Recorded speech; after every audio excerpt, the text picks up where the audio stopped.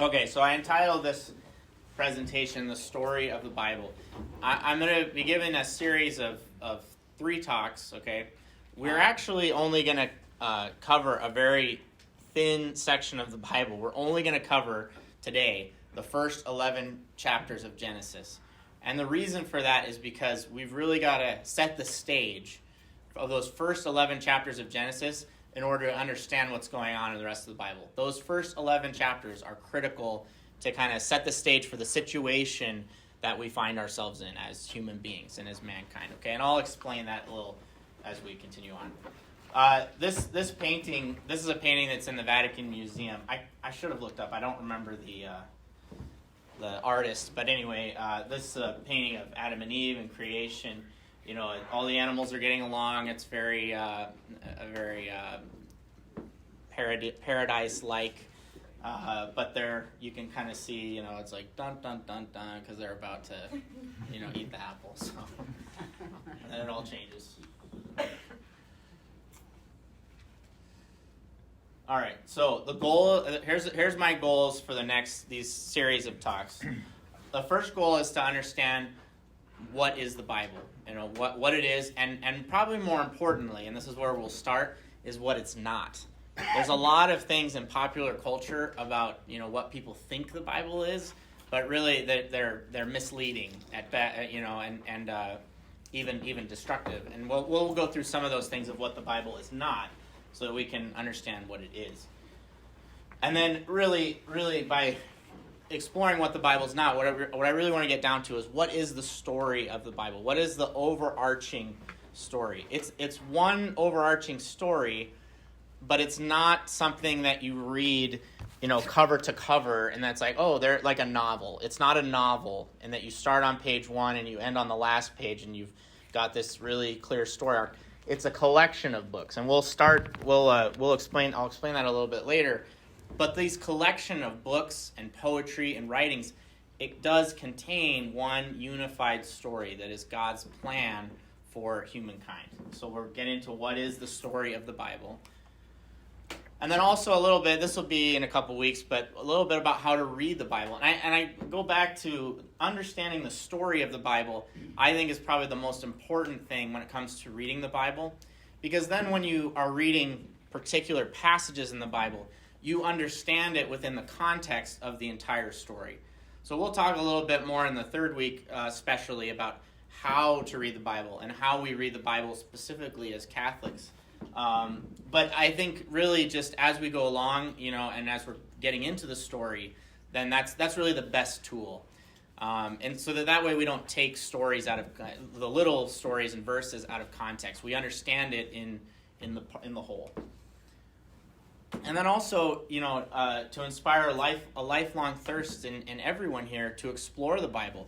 You know, there is so much here. I mean, it's a whole world, you know, that is yes, has many similarities to ours, but was also, you know, these are the most ancient texts that we all encounter on a day-to-day basis.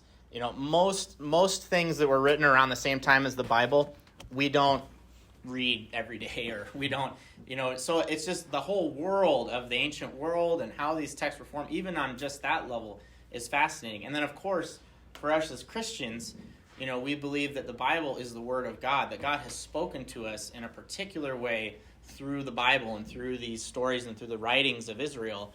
And so it has all the more importance for us. And there is something, you know, about the Bible where as you begin to read the Bible starts to read you, because it becomes like a mirror of God reflecting back to me. You know, I start to see myself in these characters, because a lot of the questions and a lot of the problems that the authors of the Bible are dealing with are still questions that we, you know, struggle with and grapple with today. Yeah.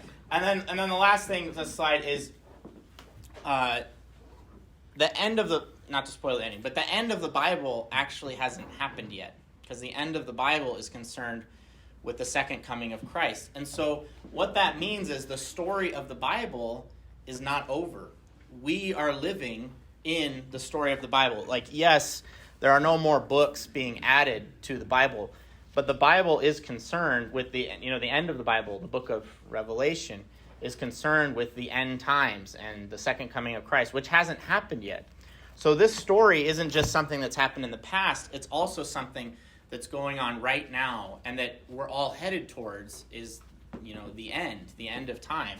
And so really, and I mentioned at the beginning too, that even if you're not Christian, our civilization of, Western civilization has been profoundly influenced by the Bible in ways that we couldn't even fathom, and so just to know, like, what are the foundations of our civilization, you have to have some biblical literacy. Otherwise, you can't make sense of Western culture. And so really, not just to make the Bible your story and to enter into the story, that's another goal of mine. So with these talks.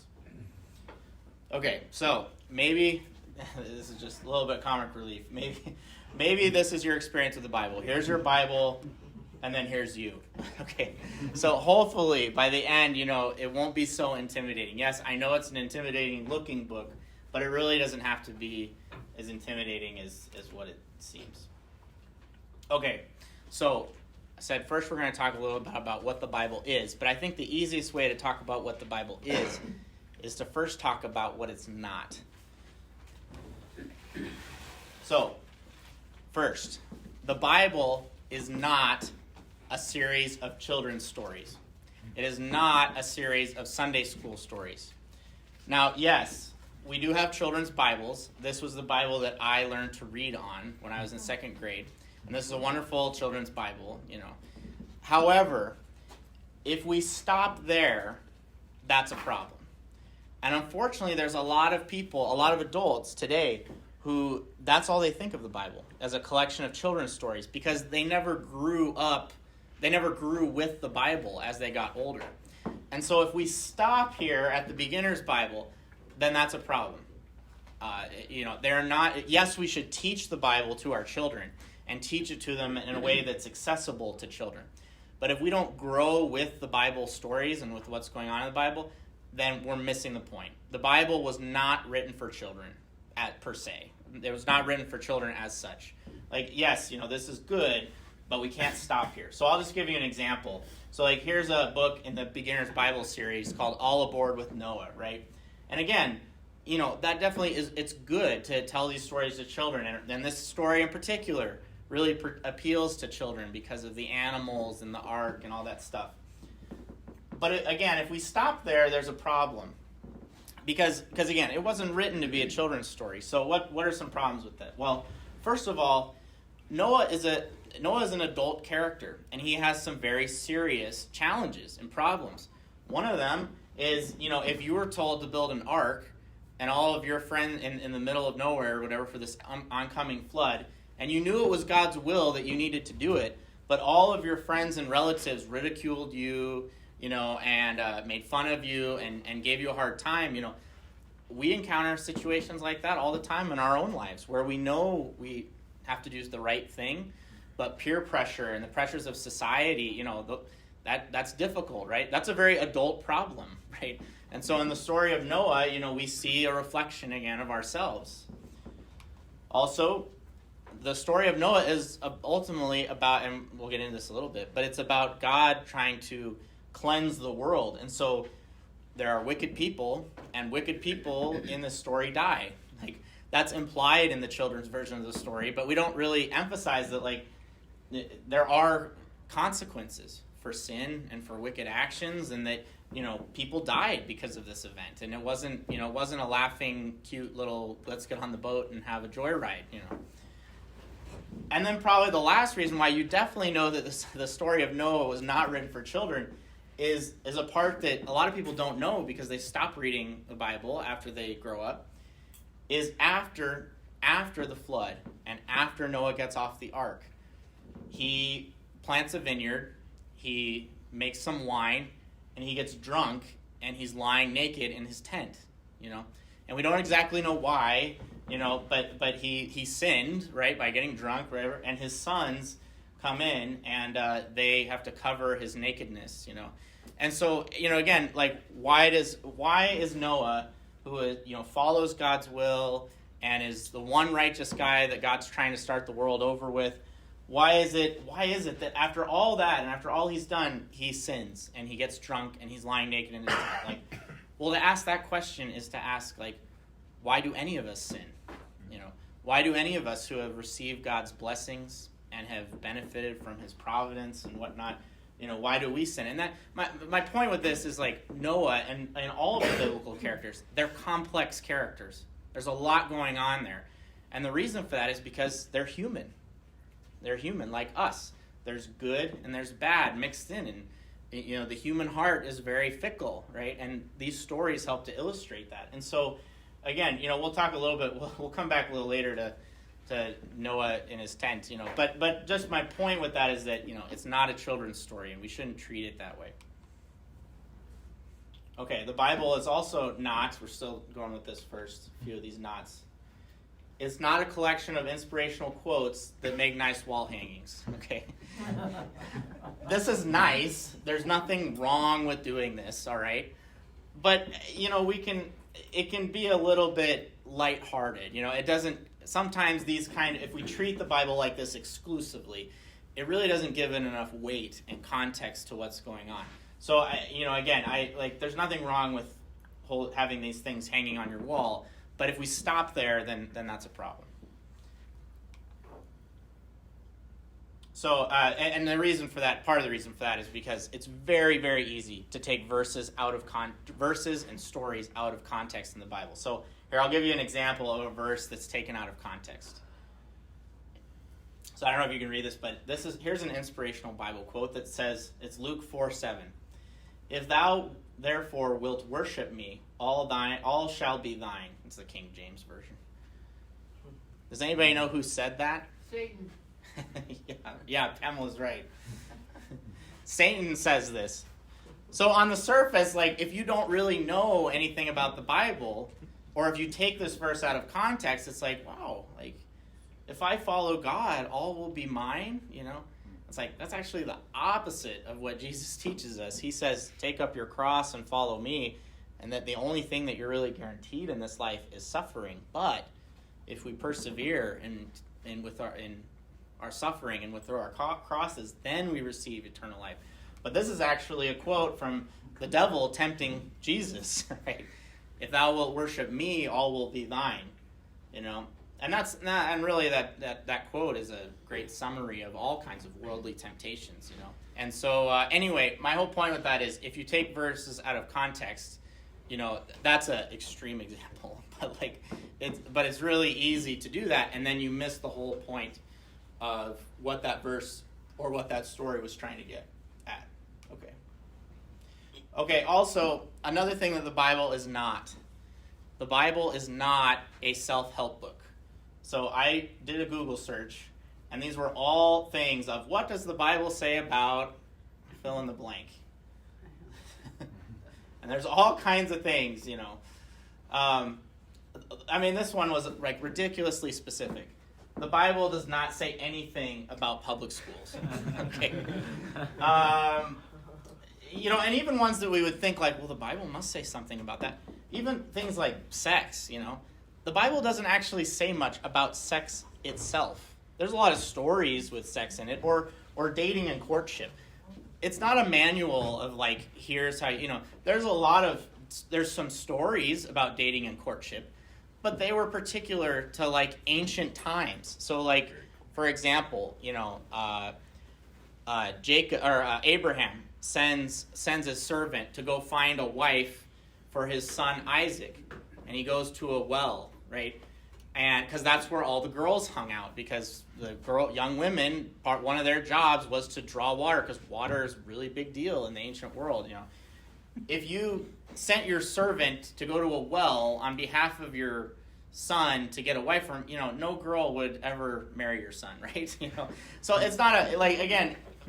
Now, is there things in that story that might pertain to dating and courtship? Sure, but we shouldn't. It's not good to have exclusively a kind of relationship to the Bible where it's just like, well, I just want to find the answer to this, and then, that's not. There's actually, that's not what it's about. It's a series of stories and writings, certainly with teachings, and we could certainly give talks about this kind of stuff. But we shouldn't treat the Bible primarily as a self-help book or like a manual for life. Yes, there are plenty of good lessons in there, and there are plenty of things we can draw out of it. But if we reduce it to that, then that's a problem. Again, the Bible does not say anything about New Year's resolutions. It's only vaguely related to that. So anyway, the Bible it means book. And really what the Bible is, it's better thought of not as a novel, but as a library of books. There's, I should know, 76 books?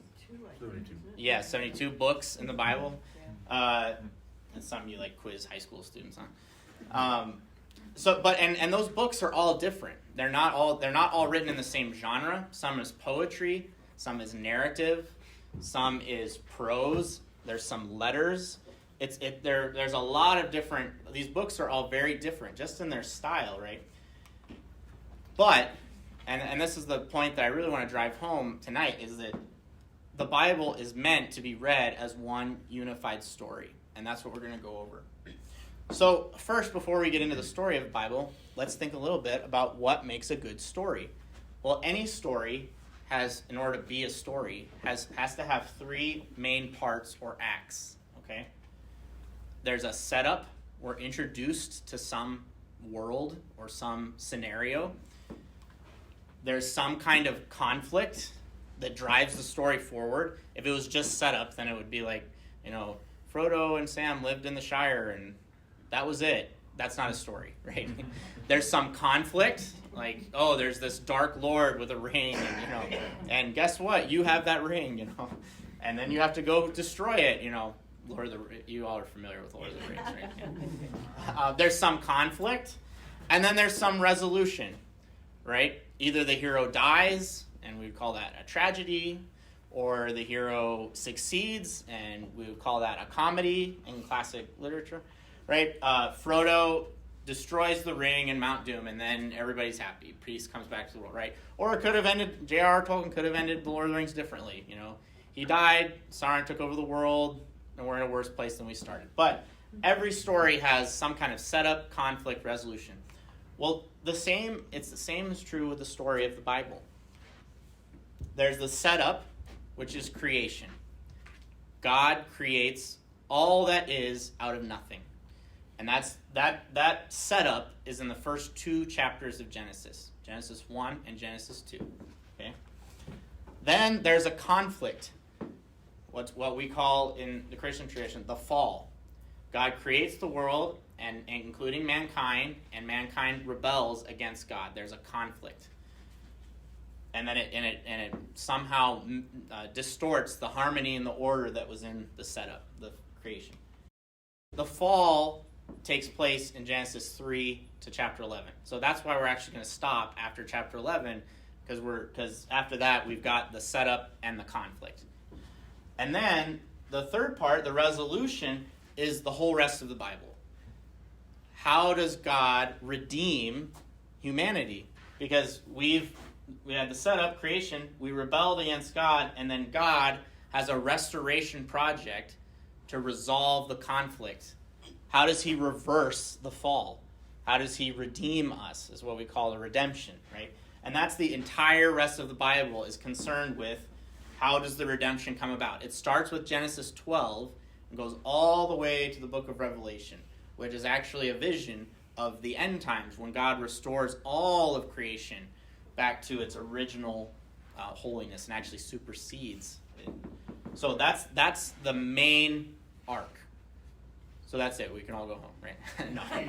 No. Well, today we're gonna go through these first two sections: the setup and then the conflict. How did we get into the situation that we're in? Why do we need to be redeemed?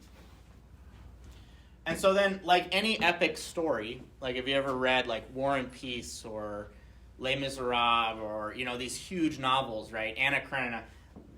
Within this epic story, there's a lot of smaller stories of greater and lesser importance that all fit in the arc somehow. So maybe And then it is important, just like with verses, sometimes these stories can be taken out of context, and if they're not understood within the whole of that arc of creation, fall, redemption, it can lead to problems, right? So a way to maybe visually think of it is like the Bible as all these books kind of fitting in. And again, it's not linear, like chronologically.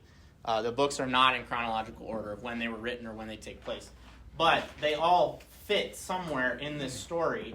And then the climax of the story is Jesus for Christians, right?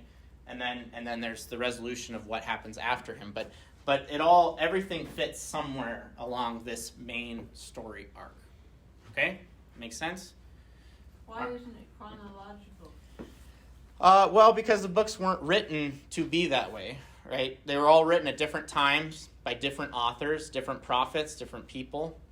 And they're also different genres, like I was saying. Some are poetry.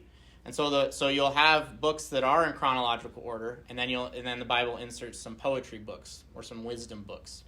They're all in the story, but it wasn't made to be that way, right? And part of the challenge for us is that the Jewish people, they knew this overarching story, and the Christians too.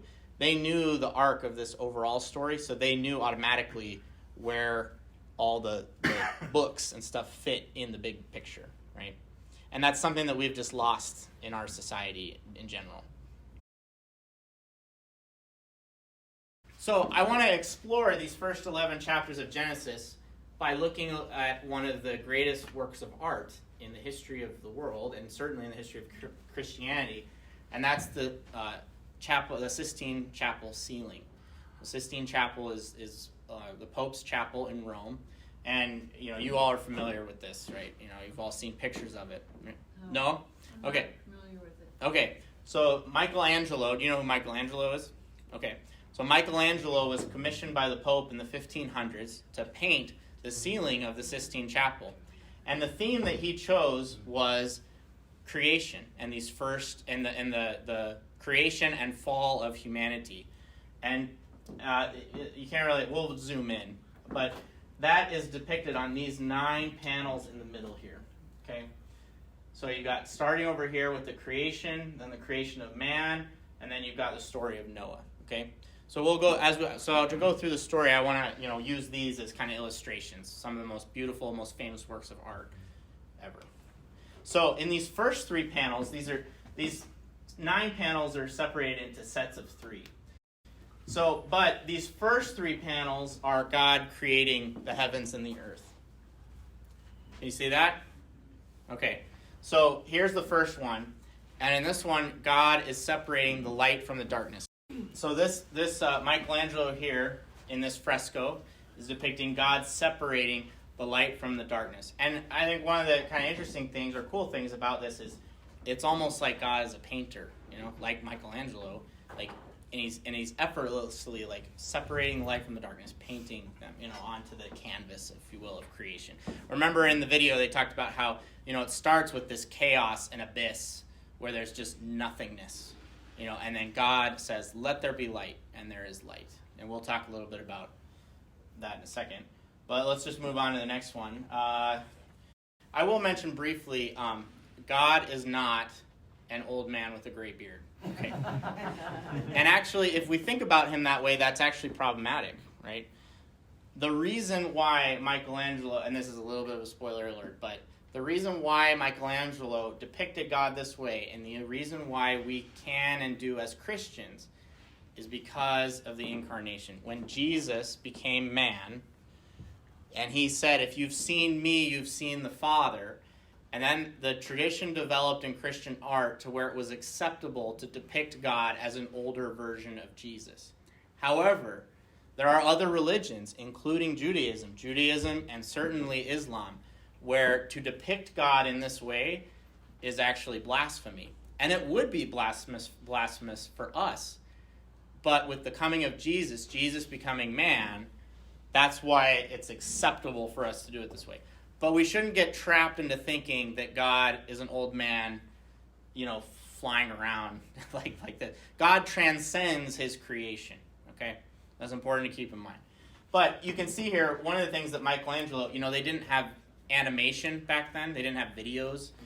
So by putting God on here twice, he's like coming forward and going backward at the same time. And part of what Michelangelo is depicting there is that like God is so fast. It's like he's space is nothing to him. Like he's coming at us and going away from us at the same time.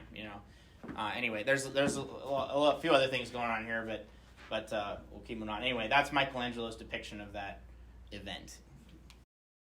And then here we have God separating the waters. The ancient Hebrews, their cosmology, the way that they thought of the earth was, and they weren't wrong on this, is that, well, there's waters below and there's waters above. Well, how did the rain, how did waters get above us? Well, God separated the waters. And, as modern people, we might get kind of cynical and think, well, we know the real reason why water gets up there. It's through evaporation, and we know that through science. It's like, well, but that's really just pushing the question back of like, well, who invented evaporation, right? So there is a way in which, yes, God did and does separate the waters, and what a miracle that is. If rain didn't go up, then we wouldn't be here. We need that. So anyway, but they thought of that. They thought of that in a more literal way than we did, than we would today. But again, who invented evaporation? Water has, a ton of almost magical properties, if you've studied that at all. Okay, but this is all really just a prelude. I just want to talk about a few things of the Christian doctrine of creation, and this is really important. This is the setup, right? I told you that, this is the setup of the story, is creation. And so the first thing, and I've already mentioned this, is that God created all beings ex nihilo, which is just a fancy Latin phrase that means out of nothing, from nothing. We believe that God created everything out of nothing. And that's opposed to, there's other mythologies, there's other creation accounts, there's other civilizations, other religions that have other accounts of how creation came to be. But they have a different way of how the gods or God or gods go about doing it. So in the Christian account, the Christian belief is that God did not have any pre-existent matter or stuff. There wasn't stuff lying around and God rearranged it into creation. He created out of nothing. There was the abyss, which is nothing, and God created out of nothing. He also did it easily with just his word. He just said it and it happened. There was a lot of times in creation myths and stuff like that, you'll have the god or gods have to like struggle against the matter and like force, For God, creation was easy. It was nothing for him to do it. He also did not create with any other god. A lot of other creation myths, particularly with gods, there's some kind of sexuality involved, which in a way makes sense if you're a human being and you think like, well, how are new human beings created? There's male and female. Like, well, there must be something like that in the gods, So that, but with the Genesis account, with the Christian account of creation, God is the only God and is supreme and transcendent over his creation. There is no other gods. There's no sexual union. There's no union of God with some other substance. He creates out of nothing. And again, that's just to say God is perfect in himself and that he has no need of creation whatsoever. He doesn't need us. And that's actually a really, really important principle. God does not need us. And at first, maybe that sounds a little bit like, oh, maybe that stings your pride a little bit, God doesn't need me, But actually, it's actually very good news that God doesn't need us. Because God doesn't need us, yet we're still here.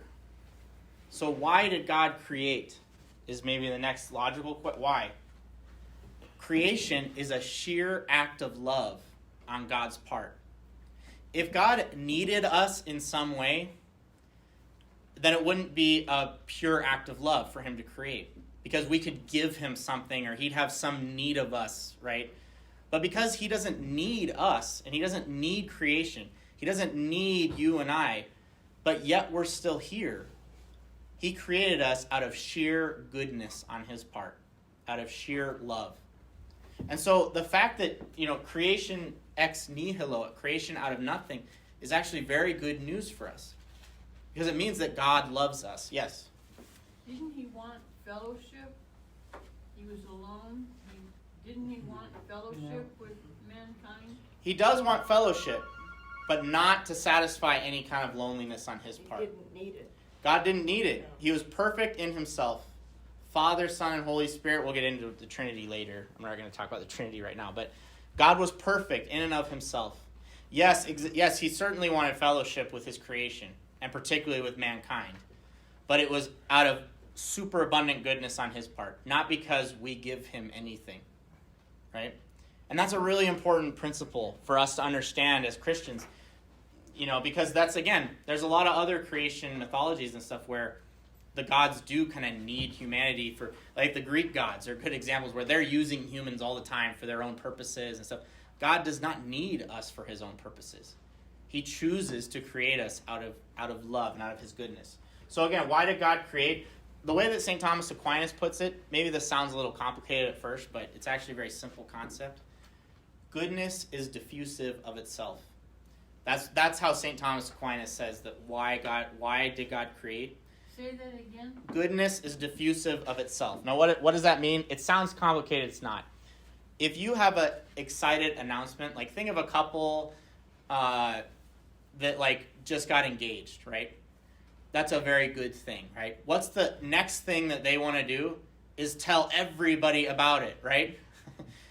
When you hear some good news, you want to tell everybody about it. Goodness is diffusive of itself, meaning goodness wants to spread out and to share the joy with others, right? No matter what it is, If something good happens to you, I want to tell somebody else about it. If something good happens to you, I want to hear about it. Because we delight in goodness. Goodness is diffusive of itself, right? So why did God create? Because he is good.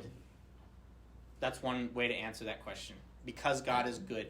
And he wanted to share his goodness with creation that didn't even exist yet. And another way to answer this question is, what was the primary purpose? God's creation was to glorify God.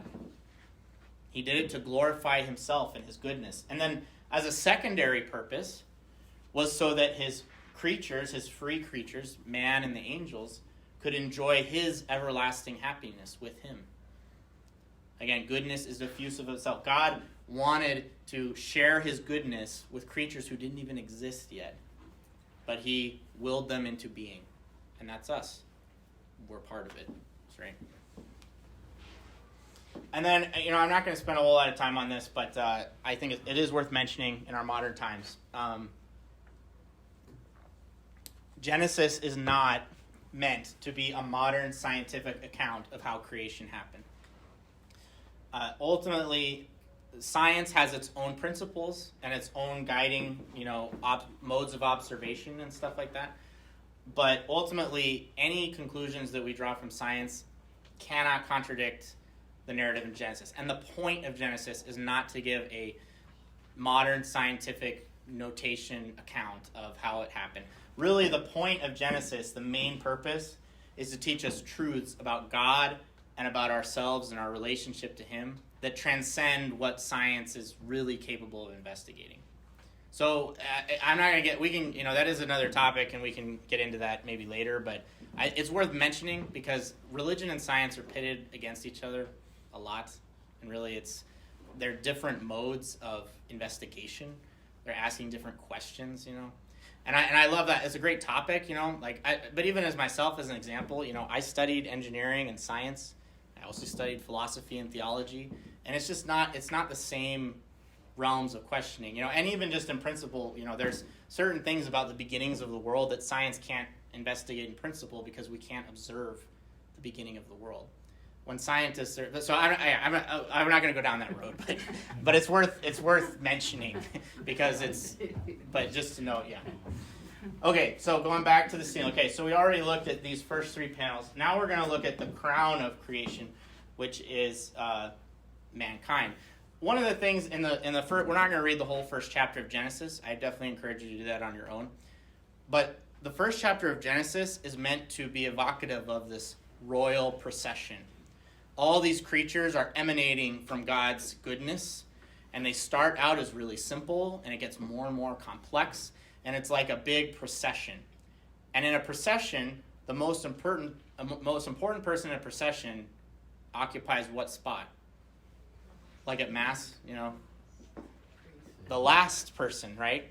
So like at Mass, and part of when, again, we could go into this too. I'll try not to go too far down this rabbit hole either. But at Mass, part of what the entrance procession represents is a renewal of creation. And the person who's the most important, the priest, he's wearing all the fancy vestments, and he comes last because the priest represents Christ, right? The people wearing more simple vestments, it's not that they're not important, it's just, they're wearing simpler robes and they come first. Well, in the creation story, it's supposed to be like a royal procession. Well, what comes last is man. Man is the crown of creation. In that little video, they actually gave like crowns to Adam and Eve, This is one of the most famous pieces of art in the world, right? Michelangelo, the creation of man. Notice how Adam is almost like one with the earth, Because one way to think of human beings is that we are animated dust. We're ensouled dust, right? We're not any, in a certain way, we're not any different than the particles of dust that are just floating around here, except that we have souls that unify the dust, that make us who we are, right? We're like animated dust. Well, Adam is definitely very earthy in this, He's in a very receptive posture, right? He's receiving.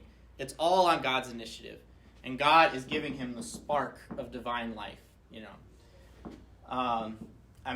It's a beautiful piece. It's kind of funny. There's debate, It doesn't make sense in one way, but it kind of does in another. That Eve is under God's arm because when God created Adam, he also had Eve in mind, right? So she's in the mind of God, even though she hasn't been created yet. It might be her, could be an angel. If it is Eve, it's kind of funny though, because her expression kind of looks like, that's my husband, that's my future husband. But she didn't exist yet, so it's kind of like it could be her, it could not be. But anyway, yeah. So a lot could be said here, but probably the most important Catholic teaching and Christian teaching really is that man is made in the image of God. That's what Imago Dei means. Image of God. The church teaches that we are, and Genesis teaches, that man is created in the image and likeness of God. And we see that in Genesis 1:27. God created mankind in his image. In the image of God, he created them. Male and female, he created them. That's a really important verse. But what does it mean? What does it mean to be created in the image and likeness of God? So it says in the Catechism, of all visible creatures, only man is able to know and love his Creator. He is the only creature on earth that God has willed for its own sake. He alone is called to share by knowledge and love, in God's own life. It was for this end that he was created, and this is the fundamental reason for his dignity. So man was the only creature on earth that God created for himself, meaning, and another way to say this is that man, to be created in the image and likeness of God, how do we image God primarily? Because we can know and we can love. We can know through our intellects and we can love through our wills.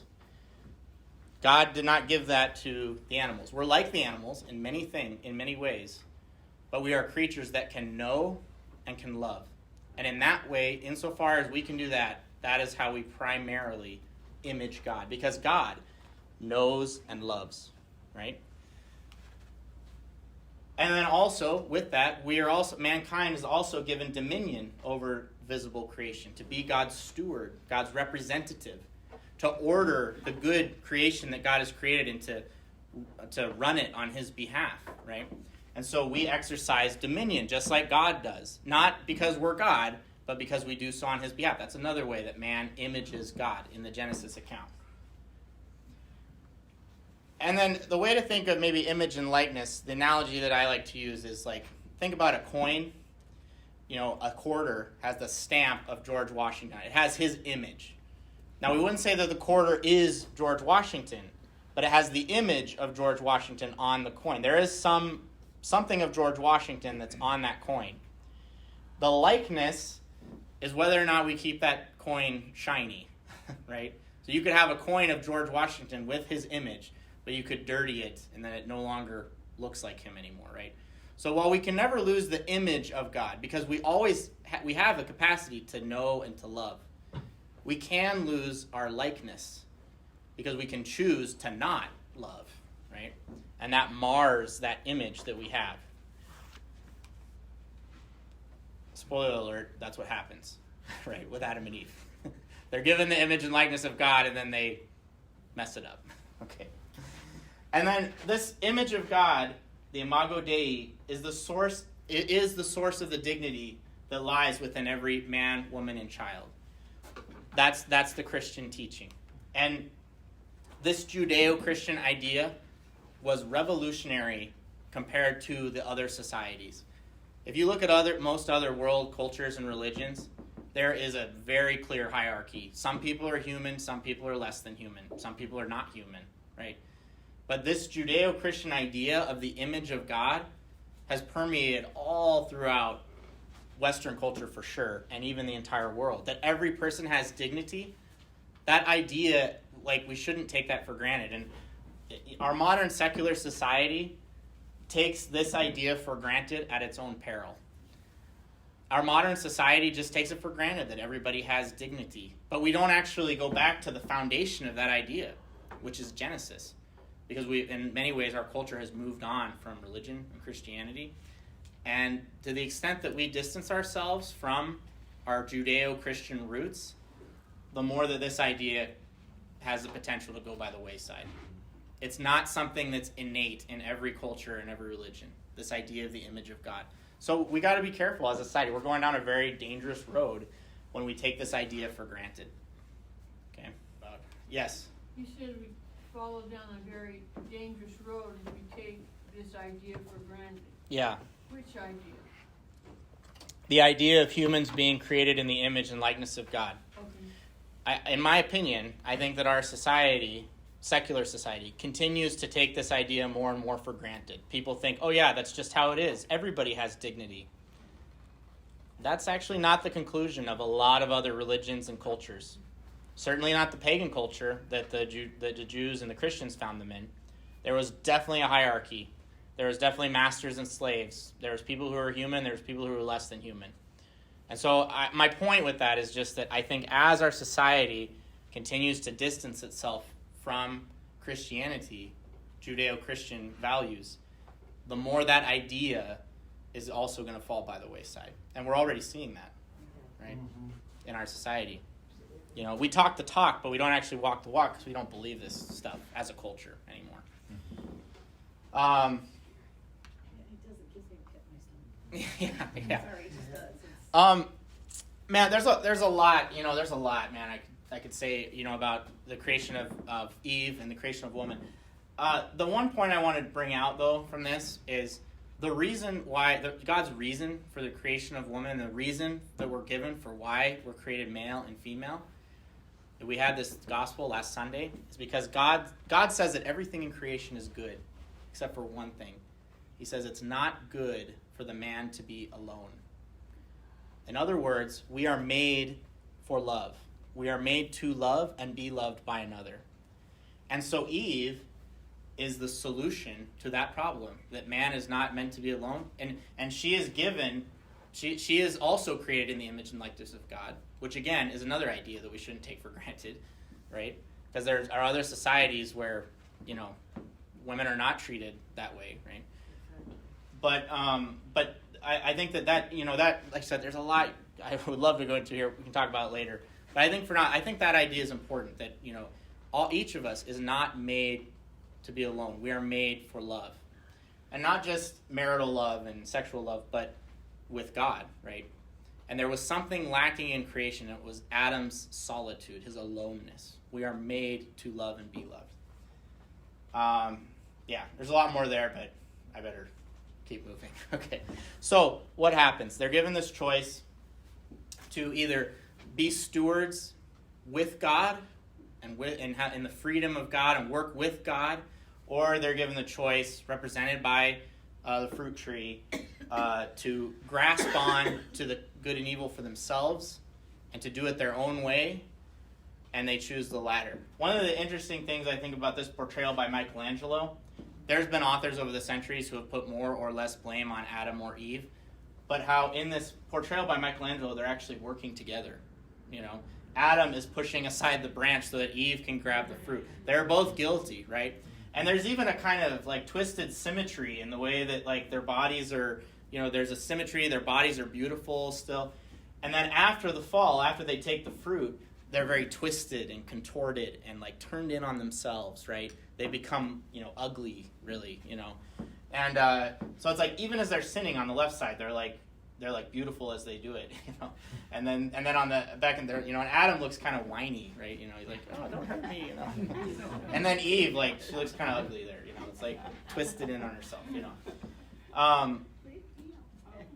So yeah. So anyway, so this is what is known as the fall. Just a couple things to notice. Notice how first of all, we don't really know where the snake comes from. He's just there, right? Which tells us that there's more that went on right before humanity arrived. We're not going to talk about angels, but that there was a creature who had already rebelled against God before we get human beings into the picture, and he tempts Adam and Eve, specifically Eve in the narrative. Devil. Yeah, the devil. Yeah, that we know who that is now, but it doesn't actually say that, and it's not clear who it is at first. We know now who it was, right? But they didn't, and the first thing that he does is he sows a seed of doubt. You know, did God really say you couldn't eat? You know, are you really? You're not gonna die. You know, and there's a certain truth to that. I mean, they don't drop over right away and die, but they do die spiritually, right? And they do die eventually physically, right? And really, you know, all sin can be summed up as, you know, a lack of trust in God. To some degree, right? I don't believe that what God wants for me is actually good for me. And the source of Adam and Eve's sin was pride. They wanted to grasp onto God for the godlike power for themselves instead of being in harmony with God. So this is what's called the original sin. And we're going to spend a little bit of time on this because this is really important doctrine. Original justice is the state of Adam and Eve on this left side before the fall. And under original justice, they were given certain gifts. They were given this gift of sanctifying grace, meant that they were pleasing to God and holy and good. They were also given physical immortality. This is a gift that went beyond their nature because our bodies are not naturally immortal, but God had given them the gift of immortality. They could have lived in the garden forever. Impassibility, which is just a fancy word that means inability to suffer. They didn't suffer in the Garden of Eden. Infused knowledge. If you notice in the Genesis narrative, they have a certain link with God. They can communicate with him very easily. And also integrity, which is just a technical term that means freedom from disordered passions, meaning all of their emotions, all of their everything was all in sync, you know, in their bodies, in their souls, everything was in sync. And those were all gifts from God that they enjoyed under what we call original justice. But after the fall, what they forfeited was all of these gifts surpass our natural capacities, you know. But what they lost after the fall is all of these gifts. So now see if this sounds familiar, right? First, they did suffer spiritual death. They were no longer pleasing to God. They lost that original holiness because of their sin. And they also lost the opportunity for heaven. They experienced, not right away, but eventually they experienced physical death. Adam and Eve died. Their bodies returned to the dust of the ground. They experienced suffering. God says, and this is definitely, we're not going to read it tonight, but it's definitely worth reading, God's punishment, and he actually gives specific punishments for the man and the woman, that now you are going to suffer. You are going to have to put your blood, sweat, and tears into the ground to make it produce fruit from you, and it's not always going to work out for you. There's going to be weeds and thorns. It's going to be hard going now, hard sledding. He says that specifically to Adam. And then to Eve, he said childbirth is going to be much more painful, not just physically, but also spiritually, because you're not going to be able to save your children from death, right? Also, ignorance, particularly of God, that link that they shared with God where it was easy for them. The beautiful phrase that Genesis puts it is that they walked in the cool of the evening with God. It was very easy for them. It was like walking with a friend. We don't experience that now. And then also concupiscence, which is just another fancy word for that the body and the passions of the body rebel against the soul. So like I want things that are not good for me. I have a tendency towards being attracted to sin, right? So these are all things that, we now experience because we are all children of Adam and Eve, right? And these gifts that God gave us in the beginning, are no longer there because of the fall. That Adam and Eve forfeited these gifts because they went about it their own way and not with God. And again, God, it wasn't that God was being vindictive with these punishments. It was that God is the God of life. So if you separate yourself from the God of life, what does that leave you? Death. Yeah. You can't have life without God. God is life, right? So to separate yourself from him, to disobey him, is to die, to experience death and decay. And so there's the conflict, right? I said the setup, creation is good. It's very good. The conflict is that we messed it up. And I say we on purpose, and we'll talk about why we, But Adam and Eve sinned, and they no longer enjoy this harmony with God that they once enjoyed. Okay, few more points on original sin, just because it's really more important. There are two ways we use the term original sin. There's the actual sin of Adam and Eve. And then there's also the condition that we find ourselves in now as a result of that initial sin. Sometimes the confusion on the doctrine of original sin comes because we conflate those two ways of using that term. We are not guilty for the actual sin of Adam and Eve. However, because we are their children, because we descended from them, you can't give what you don't have. So when they had children, all they could pass on to them was their fallen nature. They couldn't pass on these gifts that they had forfeited. And as a result, we, as their children, find ourselves in this condition of original sin. God could have created humanity 2.0, but they wouldn't have been the children of Adam and Eve. And spoiler alert, he actually does kind of create humanity 2.0, but we won't get there yet. But he does it within Adam and Eve's children, right? We'll get there. It's hard not to spoil the story, right? In order for love to be love, it has to be free, right? So for God, if God would have created Adam and Eve in a way that they weren't free, then they couldn't really love him. They would be robots. They would be animals. There's nothing wrong with the animals. They're good. God loves them into being, but they can't love him back. But we can. But in order to love, we have to be free. And so that choice is a consequence of God wants us to love him back, right? So the two things when it comes to human beings that the Catholic Church and Christianity really in general, very firmly uphold is two things. Human beings and all of creation are fundamentally good. And again, we shouldn't take that idea for granted. There are some cultures and some religions that do not believe that. Yet, on the other hand, we hold up just as strongly that we are fallen creatures. We've inherited a corrupted human nature. Right? And we hold those two things together. And you err, and people do err, if we think too much on one side or the other.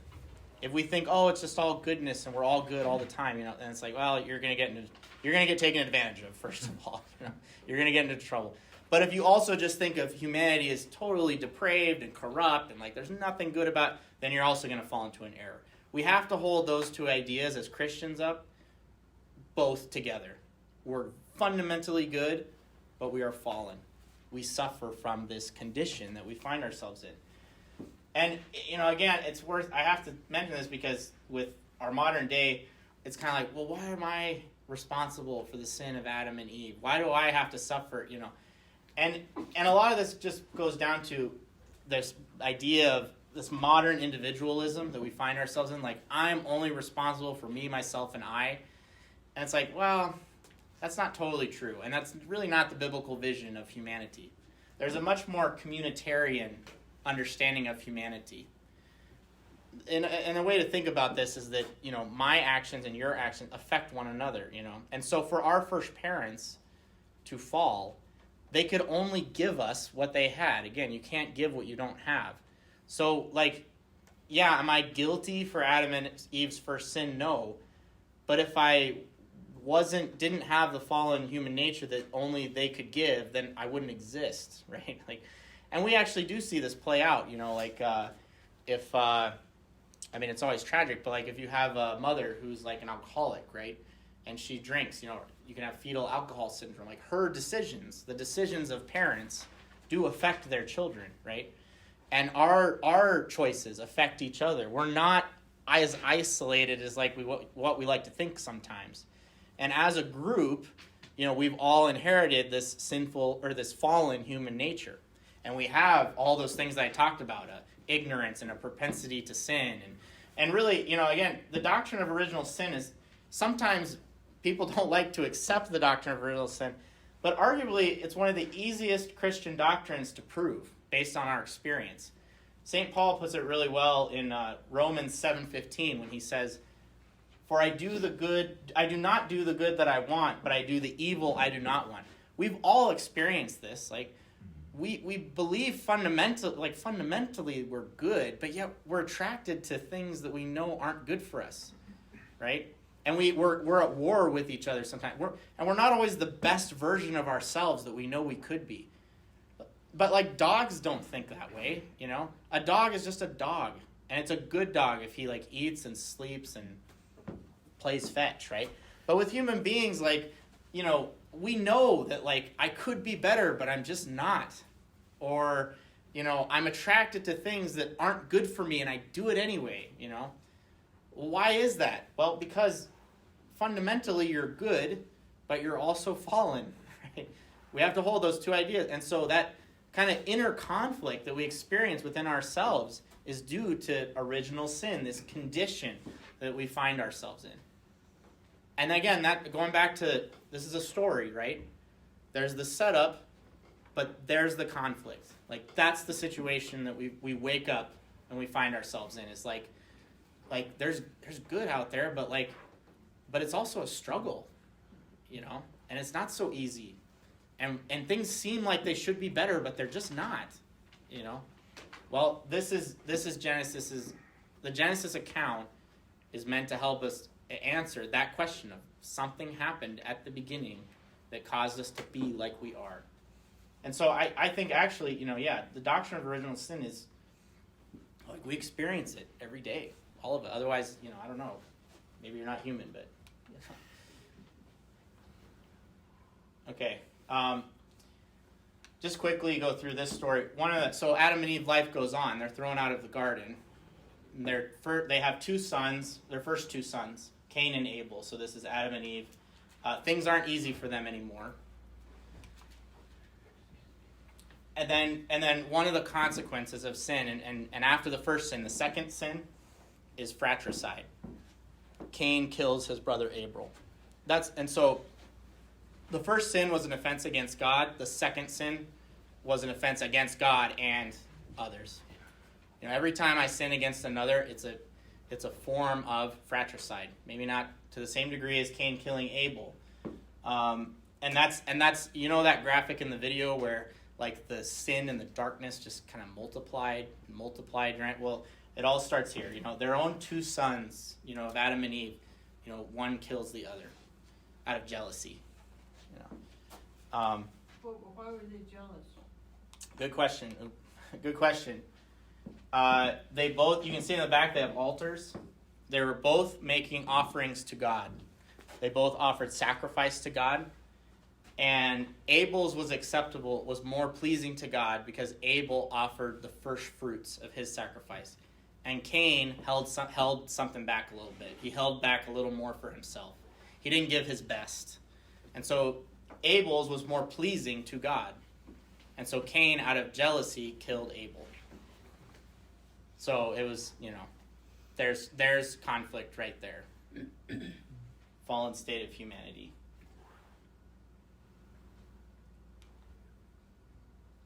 And then this painting, this is by William Adolphe Bourgeois. I can't really say the French, but really beautiful painting, but also very tragic, of Adam and Eve grieving the loss of their son.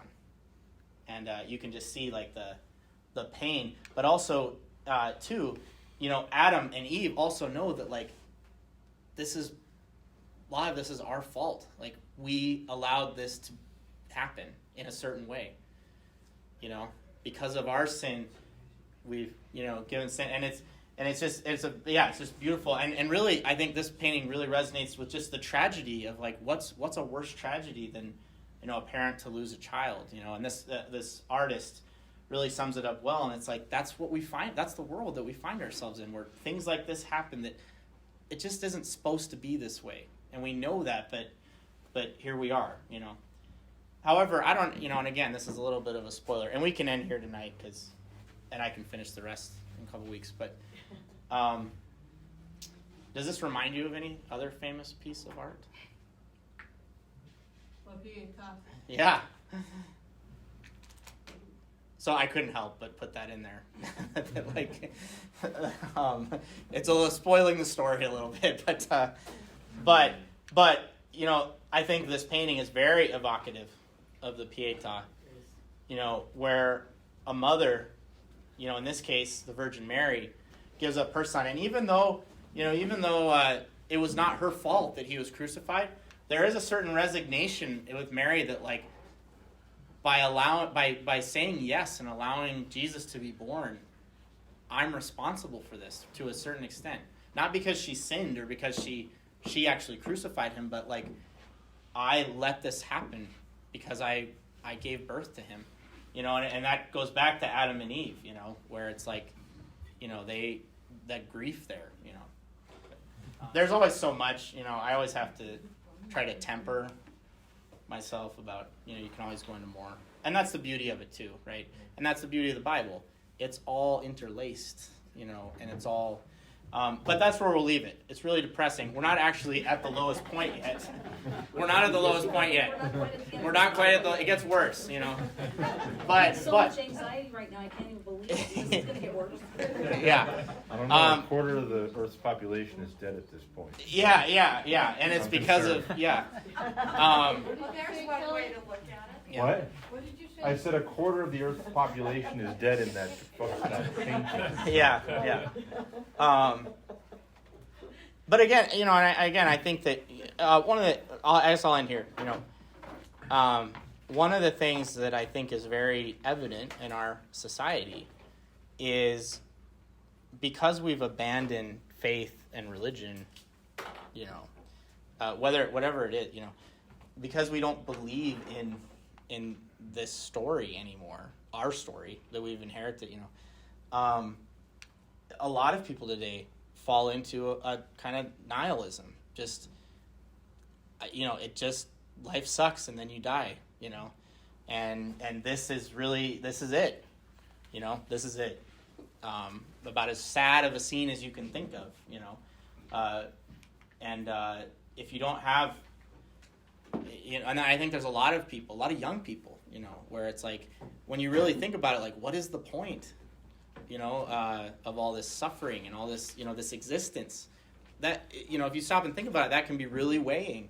And if you don't have a kind of hope or an answer for that, then it's like, well, it doesn't matter then. The only question is, why not why not end it tomorrow? You know, and that's where a lot of people are. You know, and I don't say that to be gruesome, but just because that is true. You know, like we see suicide going up. You know, because it's like, yeah, it really is. Like, why not end it tomorrow? Why wait? You know, Or the philosophy of live today, for tomorrow we shall die. Yeah, and that's where we're at in a lot of places. So yeah.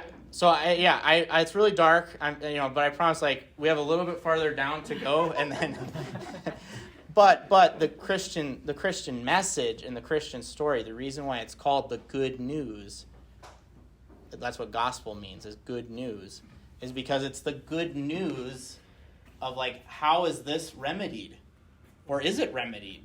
How is it done? You know, and we'll get to the kind of the Jewish history of how God prepares a people, and then our belief as I'll just say it, our belief as Christians is that God became man to undo what was done in the beginning, and that's why it's yes, it reminds me of the Pietà, but it's also no coincidence, right? Because what Jesus was doing is reversing all of this mess that we had put ourselves in. And so it's a very beautiful, kind of, the way that these artists, I don't know if William Adolph Borgia, he must have known of the Pietà. This was painted in the 1800s, but so anyway, right. But I know we only went over 11 chapters of Genesis. Read those 11 chapters. Hopefully it makes a little more sense now, especially like the first 3. Verse 4 is the 4th chapter is the story of Cain and Abel, because this is the setup in the conflict, and this is the situation. Is it not? This is the situation that we find ourselves in. Good but fallen, good but we suffer.